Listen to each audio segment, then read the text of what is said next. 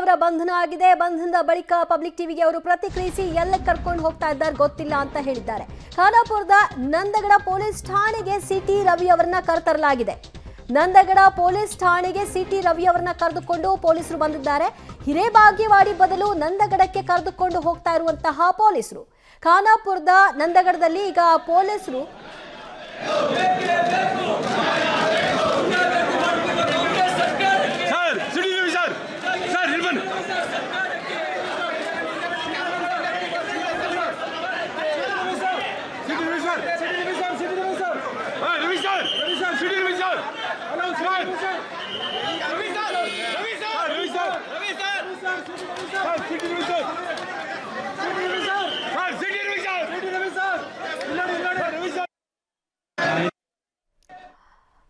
ಸುವರ್ಣಸೌಧದಲ್ಲಿ city Ravi ಅವರನ್ನ ಬಂಧನಕ್ಕೆ ಒಳಪಡಿಸಿದ ನಂತರದಲ್ಲಿ ನೇರ ಅವರನ್ನ ಖಾನಾಪುರದ ನಂದಗಡ ಪೊಲೀಸ್ ಠಾಣೆಯತ್ತ ಕರೆದುಕೊಂಡು ಹೋಗ್ತಾ ಇದ್ದಾರೆ.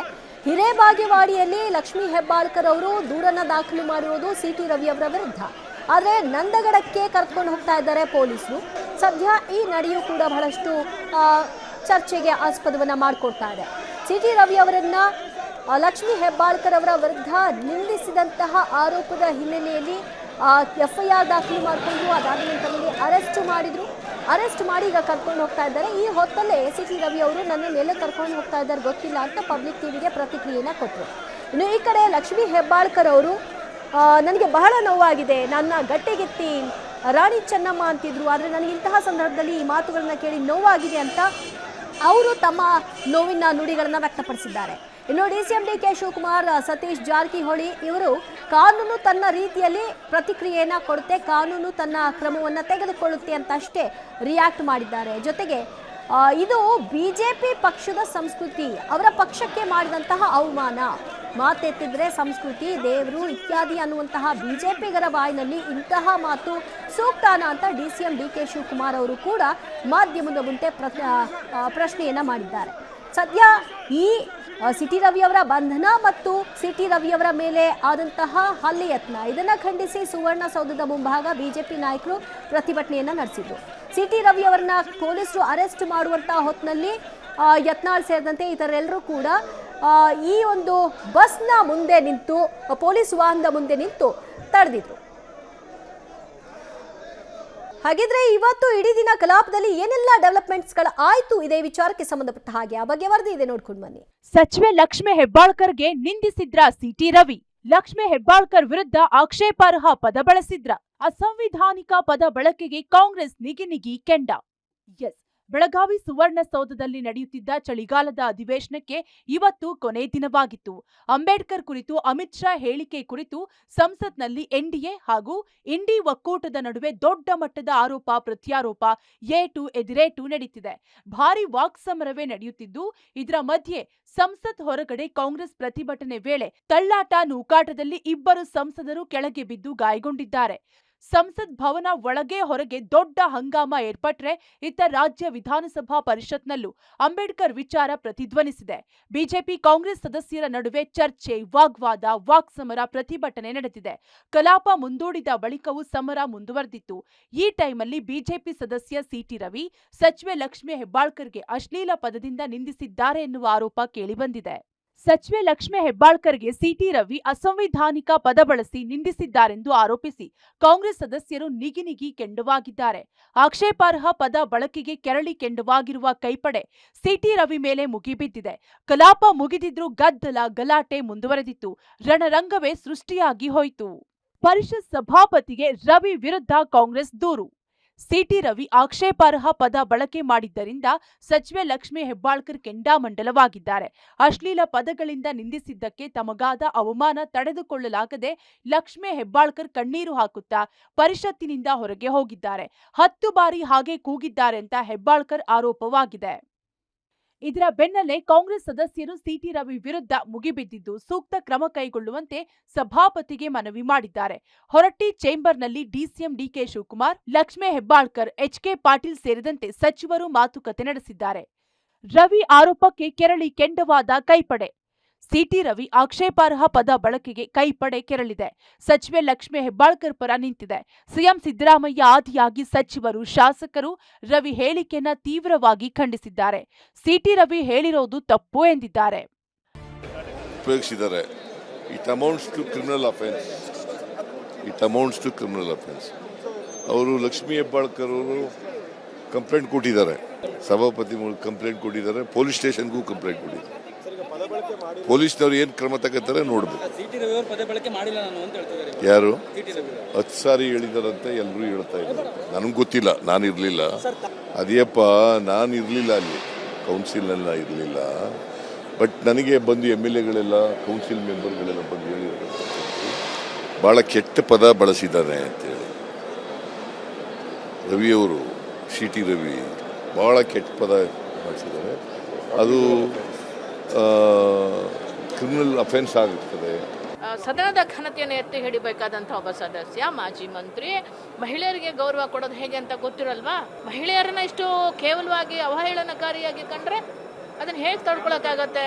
ಅದರಿಂದ ನಾವು ಕೇಳ್ತಾ ಇದ್ದೀವಿ, ಅವ್ರ ಮೇಲೆ ಕ್ರಮ ಆಗಬೇಕು ಅಂತ ಹೇಳಿ. ಆನ್ ರೆಕಾರ್ಡ್ ಅದು ದಾಖಲೆ ಇದೆ ಅಂತಿದ್ದ ಹಾಗೇನೆ ಅವ್ರ ಮೇಲೆ ಕ್ರಮ ತಗೋಬೇಕು ಮತ್ತು ಅವರನ್ನ ಪದಚ್ಯುತಿಗೊಳಿಸಬೇಕು ಅಂತಕ್ಕಂಥದ್ದು ನಮ್ಮ ಡಿಮ್ಯಾಂಡ್. ಸರ್ಕಾರದಲ್ಲಿ ಒಂದು ಭಾಗವಾಗಿರುವಂಥ ಒಂದು ಹೆಣ್ಮಗು ಎಷ್ಟೇ ಸಮಸ್ಯೆಗಳು ಬಂದರೂ ಈ ಜಾಗಕ್ಕೆ ಬರಬೇಕು ಅಂತಂದರೆ ತನ್ನ ಜೀವನನ ತ್ಯಾಗ ಮಾಡಿರ್ತಾಳೆ, ಹೋರಾಟ ಮಾಡಿರ್ತಾಳೆ, ಅವಳ ಕೃಷಿ ಇರುತ್ತೆ, ಕಷ್ಟ ಇರುತ್ತೆ.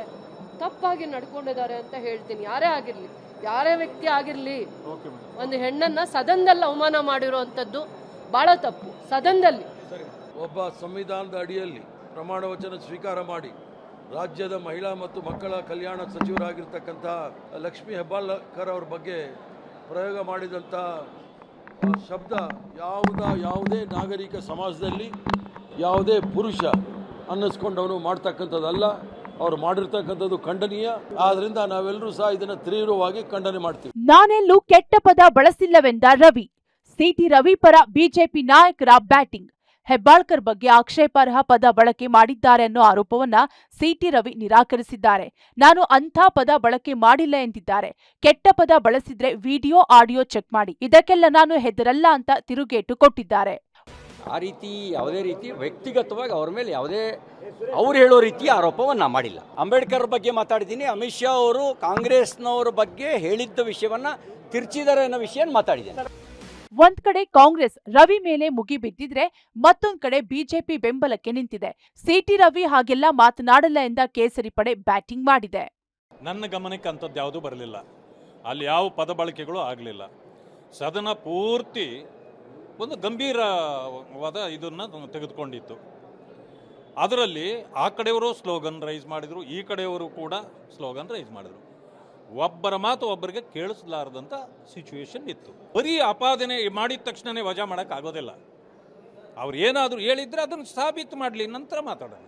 ಮಹಿಳೆ ಮತ್ತು ಪುರುಷ ಯಾರೇ ಆಗಲಿ ಕೂಡ ಅವರ ವೈಯಕ್ತಿಕ ವಿಷಯಕ್ಕೆ, ಅವರ ವೈಯಕ್ತಿಕಕ್ಕೆ ಬೆರಳು ಮಾಡಿ ತೋರಿಸುವಂಥ ಕೆಲಸವನ್ನು ಹೆಣ್ಣು ಮಾಡಬಾರ್ದು, ಗಂಡು ಮಾಡಬಾರ್ದು. ಹೆಣ್ಣಿಗೊಂದು ನ್ಯಾಯ, ಗಂಡಿಗೊಂದು ನ್ಯಾಯ ಅಂತ ಇಲ್ಲ. ಇಬ್ಬರು ಕೂಡ ಮಾಡಬಾರ್ದು. ಇಬ್ಬರು ಮಾಡಿದರೆ ಇಬ್ಬರದು ತಪ್ಪು. ನೋಡಿ, ಸದನದಲ್ಲಿ ಸಿಟಿ ರವಿ ಅವರು ಏನು ಹೇಳಿದ್ದಾರೆ ನನಗೆ ಮಾಹಿತಿ ಇಲ್ಲ. ಮಾಧ್ಯಮದಲ್ಲಿ ಗಮನಿಸ್ತಾ ಇದ್ದೇನೆ. ಹಾಗೆ ಹೇಳಿದ್ದಾರೆ ಅನ್ನೋದನ್ನು ನಾನು ಒಪ್ಪೋದಿಲ್ಲ, ನಂಬೋದಿಲ್ಲ. ಆ ರೀತಿ ಸಿಟಿ ರವಿ ಅವ್ರ ಬಾಯಲ್ಲಿ ಆ ಥರ ಬಂದಿದೆ ಅಂತೇಳಿ ನಾನಂತೂ ಒಪ್ಪೋದಿಲ್ಲ. ನೋಡಿ, ನನಗೆ ಸಿಟಿ ರವಿ ಅವರ ಹೇಳಿಕೆ ಬಗ್ಗೆ ಗೊತ್ತಿಲ್ಲ. ಆದರೆ ಮಾಧ್ಯಮದಲ್ಲಿ ಸಿಟಿ ರವಿ ಅವರ ಹೇಳಿಕೆಯನ್ನು ನೋಡಿದೆ. ನಾನು ಆ ರೀತಿ ಹೇಳಿಲ್ಲ ಅಂಥೇಳಿ, ಆ ರೀತಿ ನಾನು ಹೇಳೇ ಇಲ್ಲ ಅನ್ನುವಂಥದ್ದನ್ನು ಅವ್ರು ಹೇಳಿದ್ದಾರೆ. ರೆಕಾರ್ಡ್ ಇದ್ದರೆ ಅದಕ್ಕೆ ಸೂಕ್ತವಾದಂಥ ಕ್ರಮ ತಗೋತಾನೆ ಅಂತ ಹೇಳ್ಕೊಂಡು ಸನ್ಮಾನ್ಯ ಹೊರಟ್ಟಿಯವರು ಹೇಳಿದ್ದಾರೆ. ಹಾಗಾಗಿ it is too premature to react on that. ಎರಡೂ ಪಕ್ಷದ ಸದಸ್ಯರಿಗೆ ಸಭಾಪತಿ ನೀತಿ ಪಾಠ. ಸಂಜೆ ಮತ್ತೆ ಕಲಾಪ ಆರಂಭವಾದಾಗ ಸಭಾಪತಿ ಬಸವರಾಜ ಹೊರಟ್ಟಿ ಕಾಂಗ್ರೆಸ್ ಹಾಗೂ ಬಿಜೆಪಿ ಎರಡೂ ಕಡೆಯ ಬಂದ ದೂರಿನ ಬಗ್ಗೆ ಮಾಹಿತಿ ನೀಡಿದ್ರು. ನಿಯಮದ ಬಗ್ಗೆ ಓದಿ ಹೇಳಿ ಸಿಟಿ ರವಿ ವಿರುದ್ಧ ಯಾವುದೇ ಕ್ರಮ ಕೈಗೊಳ್ಳದೆ ಸದಸ್ಯರಿಗೆ ನೀತಿ ಪಾಠ ಹೇಳಿದ್ರು.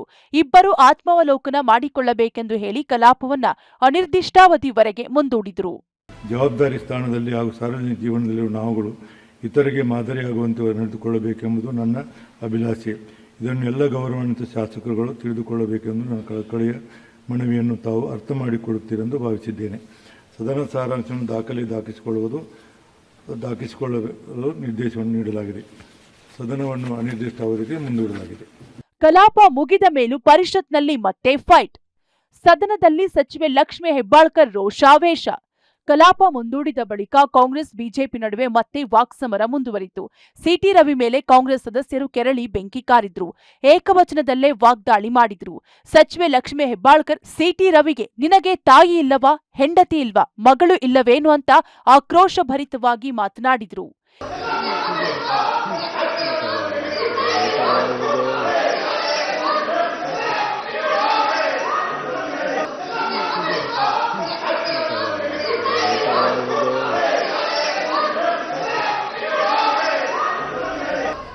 ಸಿಟಿ ರವಿ ಹಾಗೂ ಬಿಜೆಪಿ ಸದಸ್ಯರ ಮೇಲೆ ಕಾಂಗ್ರೆಸ್ ಸದಸ್ಯರು ಮತ್ತೆ ಮುಗಿಬೀಳ್ತಿದ್ದಂತೆ ಸಿಟಿ ರವಿಯನ್ನ ಮಾರ್ಷಲ್ಗಳು ಭದ್ರತೆಯಲ್ಲಿ ಹೊರಗೆ ಕರೆದೊಯ್ದ್ರು. ಒಟ್ನಲ್ಲಿ ಸಿಟಿ ರವಿ ಆಡಿದ್ದಾರೆನ್ನಲಾದ ಆಕ್ಷೇಪಾರ್ಹ ಪದ ಬಳಕೆ ಕಾಂಗ್ರೆಸ್ ಬಿಜೆಪಿ ದೊಡ್ಡ ಹಂಗಾಮಕ್ಕೆ ಎಡೆಮಾಡಿಕೊಡ್ತು. Political bureau, public TV.